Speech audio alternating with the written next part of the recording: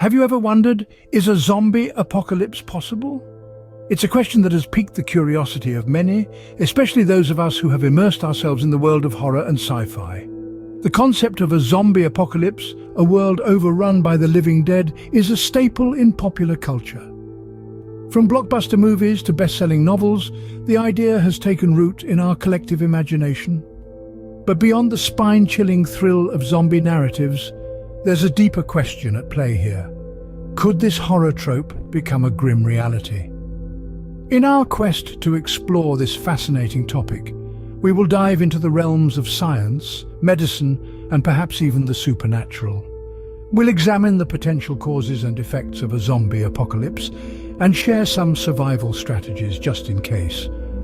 Because, after all, forewarned is forearmed, right? So, get ready and let's delve into the science behind the living dead. Zombies in movies are terrifying, but could they exist in reality? Well, let's delve a little deeper into the potential causes that could give birth to a zombie apocalypse. There are three broad categories that we can consider: viruses, parasitic control, and neurotoxins. Starting off with viruses, we're no strangers to the havoc they can wreak. We've all seen how a tiny, invisible virus can change the course of human history. Now, imagine a virus that doesn't just make you sick, but alters your brain function, turning you into a mindless, flesh-craving creature. It's a chilling thought, isn't it? But it's not entirely outside the realm of possibility. There are viruses today that can manipulate the behavior of their hosts. The rabies virus, for instance, can cause increased aggression in infected animals. A mutation or manipulation of such a virus could potentially bring about something akin to a zombie outbreak. Moving on, let's discuss parasitic control. Nature is full of parasites that take over their hosts. Take the jewel wasp, for example, which injects a venom into a cockroach, turning it into a zombie slave. Or the Ophiocordyceps fungus that controls the behavior of ants, forcing them to climb to a high point before the fungus bursts from their bodies. If such a parasite were to cross over to humans, the effects could be horrifyingly zombie-like. Lastly, we have neurotoxins. Certain toxins have the ability to put people into a death-like state, only for them to wake up later with impaired cognition and motor function. This is eerily similar to the classic depiction of zombies. The pufferfish, for instance, produces a neurotoxin that has been linked to cases of zombification in Haiti. So there you have it. Viruses, parasites, and neurotoxins could all potentially lead to a zombie apocalypse. It's a frightening thought, but one that's grounded in science. The science is chilling. Can you imagine a world overrun by the living dead? Just imagine waking up one day to find your world teeming with zombies.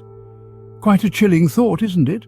But in this hypothetical scenario, what would be the effects of a zombie apocalypse on our society, infrastructure, and individuals?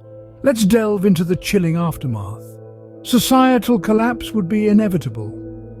Governments and institutions that we rely on would crumble under the relentless assault of the undead. Law and order would become a distant memory, replaced by chaos and anarchy. As the living dead roamed the streets, cities would become ghost towns, silent except for the eerie moan of the undead. Now, imagine the strain on our infrastructure. Power grids would fail without maintenance, plunging the world into darkness. Water treatment plants would cease to function, making clean drinking water a luxury. Communication networks would collapse, leaving survivors isolated and alone. The world as we know it would be replaced by a desolate wasteland where only the fittest survive. But what about us, the individuals caught in this apocalypse? Well, the impact on us would be nothing short of catastrophic. Resource scarcity would become the new normal. Food, water, medicine, these essentials would be as precious as gold. Every day would be a struggle for survival, hunting for supplies while avoiding the shambling hordes of the undead. Physical hardships aside, the psychological toll would be immense. The constant fear and stress would wear down even the strongest among us. We'd be forced to make unthinkable choices, to do whatever it takes to survive. Friendships and alliances would be tested, and not all would survive the strain. In this bleak scenario, the line between the living and the undead would blur. We'd start to question what it really means to be human. Is it just about survival, or is there more to our existence? In such a world, survival becomes the ultimate goal. But at what cost?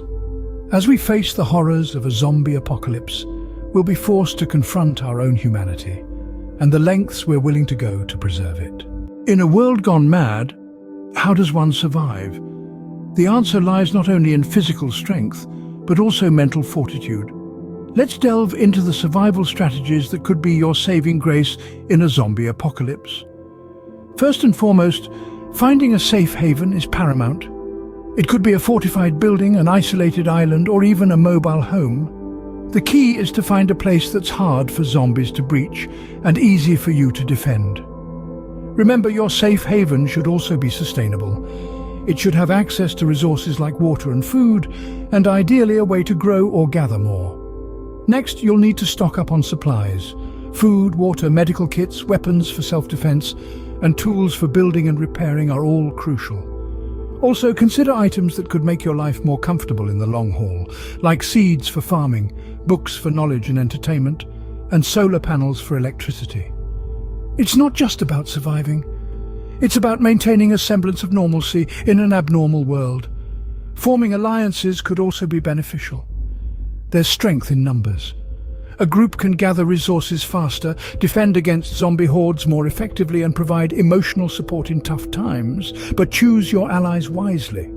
Trust and cooperation are essential, and one wrong alliance could spell doom.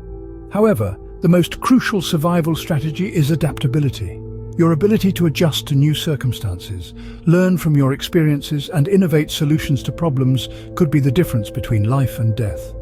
A zombie world is unpredictable, and your adaptability will be your greatest asset. Last but not least, mental strength is vital. The psychological toll of a zombie apocalypse could be immense. Isolation, fear, loss, these are all battles you'll fight within yourself. But remember, hope and resilience are just as contagious as fear. Keep your spirits high, stay focused, and never lose sight of the will to live. Survival in a zombie world demands wit, courage, and a strong will to live. It's a daunting task, but with the right strategies and mindset, you can outlive the undead. Stay smart, stay strong, and most importantly, stay human. So, let's summarize what we've learned today. We've delved into the realm of the undead, exploring the possible causes of a zombie apocalypse. We've talked about prions, the misfolded proteins that could theoretically result in zombie-like symptoms. We've also touched on the effects of neurotoxins and the potential for a mutated virus to create havoc. We've then shifted gears to survival strategies. We've emphasized the importance of preparation, from stocking up on food and water to knowing your escape routes. We've highlighted the need for a strong defense, not just in terms of weapons, but also in terms of fortifying your safe zone. And we've stressed the significance of community, of teaming up with trustworthy people who can complement your skills. So, the question remains, is a zombie apocalypse possible? We'll leave you to ponder on that. Our fascination with zombies is a reflection of our deepest fears and curiosities. It's an intriguing paradox, isn't it? On one hand, we're absolutely terrified of the idea of a zombie apocalypse. On the other, we're completely captivated by it. But why? There's something about the concept of zombies that taps into the human subconscious in a profound way. The fear of death is one of the most universal fears we have. Zombies, in their undead state, represent a twisted version of immortality, a grotesque parody of our desire to live forever. It's a chilling reminder of our own mortality, a mirror held up to our deepest anxieties about the end of life. But it's not just about death. Zombies also represent societal collapse. They're often portrayed in scenarios where the structures and systems we've built to make our lives predictable and safe suddenly become meaningless. Banks, governments, law enforcement, none of these can protect us from the undead horde. It forces us to question, what would we do if the world as we know it ceased to exist? Would we rise to the challenge or fall victim to the chaos? In many ways, our fascination with zombies is also a fascination with survival. It's a testament to our innate desire to overcome adversity, to push through impossible odds and come out on the other side. We watch and read about zombie apocalypses not just for the thrill, but also to imagine how we would cope, how we would survive. Zombies may be fictional, but the fear and fascination they inspire are very real. They force us to confront the dark corners of our psyche, to face our fears head-on, and to question the very fabric of our existence.